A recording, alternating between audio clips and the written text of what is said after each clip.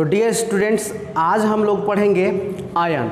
Ion क्या होता है, आयन कैसे बनते हैं, सारा चीज़ आज हम लोग डिटेल्स में पढ़ेंगे।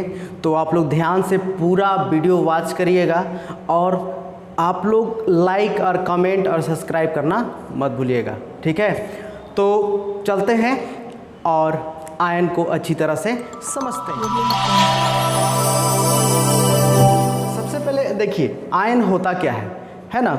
आयन होता क्या है, सबसे पहले ये चीज़ जानना जरूरी होता है बच्चे लोग, ठीक है। तो आयन क्या होता है कि जब किसी परमाणु एक या एक से अधिक इलेक्ट्रॉनों का त्याग या ग्रहण करता है तब वह परमाणु आयन बन जाता है। यानी कहने का मतलब है कि कोई परमाणु, मान लीजिए कि कोई परमाणु, एक हम परमाणु ले लेते हैं मैग्नीशियम, ठीक है। और मैग्नीशियम का जो परमाणु संख्या होता है वो होता है 12, ठीक है। और इसका इलेक्ट्रॉनिक विन्यास अगर हम लोग करते हैं तो 282 होता है, ओके। तो यहाँ हम देखते हैं कि मैग्नीशियम के बाहरी कक्ष में 2 इलेक्ट्रॉन है। कितने हैं? 2 इलेक्ट्रॉन।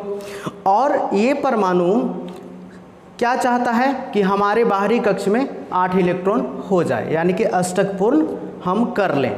तो कहने का मतलब है ये क्या करेगा, इसके पास अष्टक पूर्ण करने के लिए कितना इलेक्ट्रॉन चाहिए? तो 6 इलेक्ट्रॉन चाहिए, जो कि 6 इलेक्ट्रॉन का सेंस है कि 6 इलेक्ट्रॉन इसे कोई परमाणु, दूसरा परमाणु इसे नहीं दे पाएगा, क्योंकि इलेक्ट्रॉन दान करने में या ग्रहण करने में ऊर्जा की खपत होती है, ठीक है।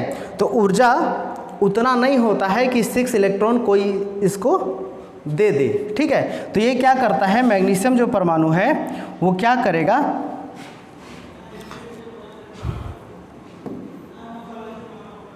मैग्नीशियम परमाणु जो है वो क्या करता है, 2 इलेक्ट्रॉन को दान कर देता है। कितने इलेक्ट्रॉन को? 2 इलेक्ट्रॉन को दान कर देता है। और दान करने के बाद आप देखेंगे कि 2 8 इसके पास बच जाते हैं, यानी कि बाहरी कक्ष में 8 इलेक्ट्रॉन हो जाता है।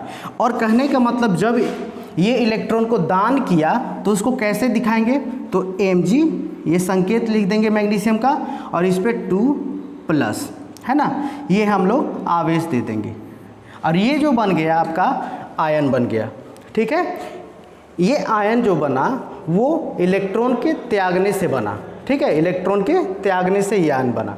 कोई ऐसा आयन लेते हैं जो इलेक्ट्रॉन ग्रहण करके आयन बन जाते हैं। जैसे कि एक नाइट्रोजन का उदाहरण लेते हैं, और नाइट्रोजन के पास कितना इलेक्ट्रॉन होता है? तो 7 होता है, ठीक है।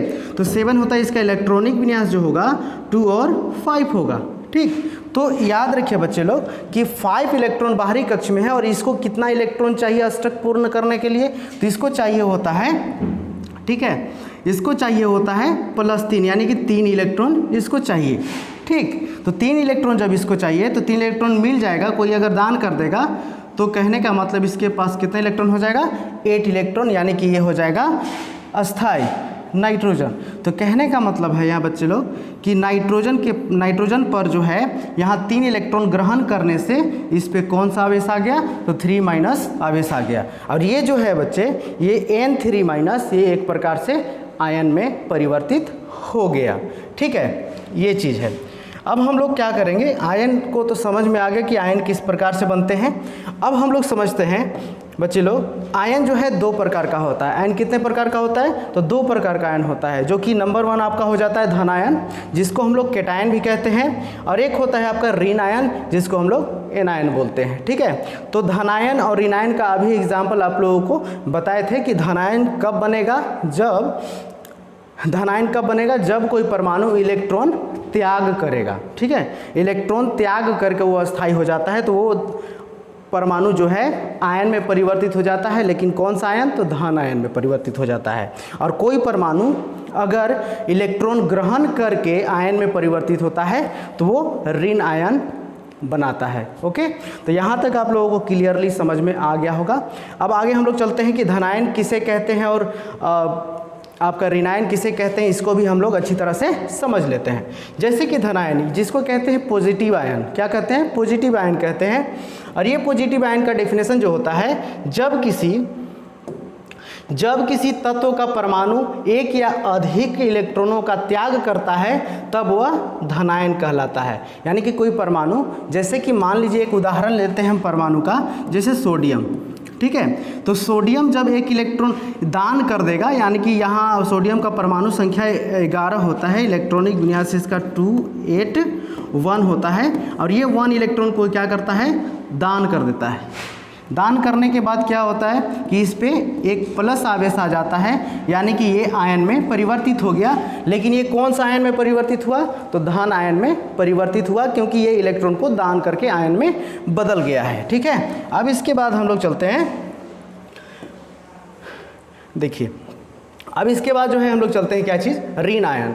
ऋण आयन यानी कि नेगेटिव आयन। ये नेगेटिव आयन कैसे बनता है, तो ये इलेक्ट्रॉन को ग्रहण करके बनता है, ठीक है। यानी कि जब किसी तत्व का, है ना, जब किसी तत्व का परमाणु एक या अधिक इलेक्ट्रॉनों को ग्रहण करता है तब वह ऋण आयन कहलाता है। यानी कि ये जो नेगेटिव आयन कैसे बनेगा, तो कोई ऐसा परमाणु होगा जो इलेक्ट्रॉन ग्रहण करके आयन में परिवर्तित होगा।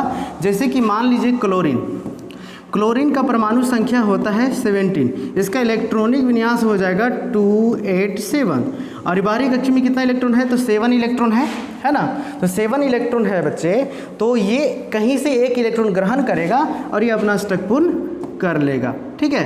यानी कि ये एक अस्थायी हो गया, लेकिन एक इलेक्ट्रॉन ग्रहण करने के बाद ये क्या में परिवर्तित हो जाएगा, तो ये माइनस, यानी कि एक प्रकार से आयन में परिवर्तित हो जाएगा। ये कैसा आयन है, तो ये है नेगेटिव आयन, ऋण आयन जिसको बोलते हैं, ये है नेगेटिव आयन।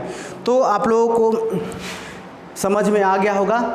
तो अगर ये वीडियो आपको अच्छा लगा होगा तो ज़रूर लाइक करेंगे, है ना। और इसी तरह से जो है न्यू जो टॉपिक होगा उसको हम लोग कवर करेंगे, है ना। तो ज़रूर कमेंट में बताइए कि अगला जो टॉपिक कौन सा होना चाहिए, वो हम आपको ज़रूर बताएंगे। ओके, धन्यवाद।